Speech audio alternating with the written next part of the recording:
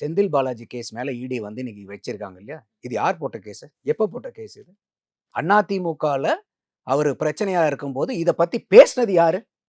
தேர்தல் அவர் தானே நீங்க தானே பேசுனீங்க சார். நான் முதலமைச்சர் ஆள் கடத்தல் எல்லாம் பேசினார் அவரு. செந்தில் பாலாஜி மேலேயும் அவர் தம்பி மேலேயும் ஆள் கடத்துறாங்க அப்படிங்கறதெல்லாம் பேசியிருக்காரு. சமூக வலைதளங்கள்ல இருக்கு. அப்ப நீங்களே பேசிட்டு இன்னைக்கு வந்து நாங்க வந்து ரொம்ப புனிதமானவர்கள் எப்படி பேச முடியும் நீங்க? அப்ப அதே மாதிரி இன்னைக்கு டாஸ்மாக் ரொம்ப பரிசுத்தமான இடமா? அந்த டாஸ்மாக்குள்ளார ஏதாவது ஒண்ணு அரசாங்கத்துக்கு உட்பட்டு அரசாங்க நியாயத்துக்கு தர்மத்துக்கு உட்பட்டு ஏதாவது நடக்குதாங்க? இத்தனை நேரத்துக்கு தான் திறக்கணும், இத்தனை நேரத்துக்கு கடை மூடணும். அது எங்கேயாவது நடக்குதா?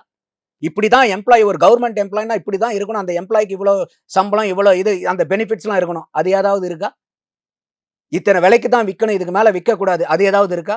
பாட்டிலுக்கு 10 ரூபாய் சேர்த்து, அதுதானே எடப்பாடியார் அவர்கள் குற்றம் சாட்டினார்ல. ஒரு நாளைக்கு 1.5 கோடி பாட்டில் விற்குது, பாட்டிலுக்கு 10 ரூபானா 15 கோடி ரூபாய், மாசத்துக்கு 450 கோடி ரூபாய், வருஷத்துக்கு 5400 கோடி ரூபாய். இடி ரைடு சொல்றது 1000 கோடி.